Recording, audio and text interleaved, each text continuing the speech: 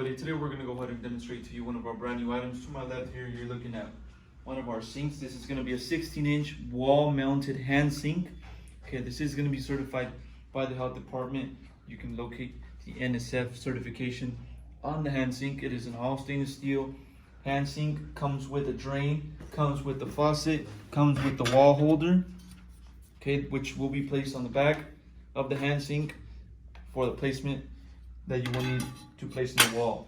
Okay, now I'm going to go ahead and give you the measurements for the sink. I'll also measure the back where the water lines are going to be connected. Overall measurements, as we mentioned, you're looking at 16 inches. For the bowl, you're looking at about 12 and a half.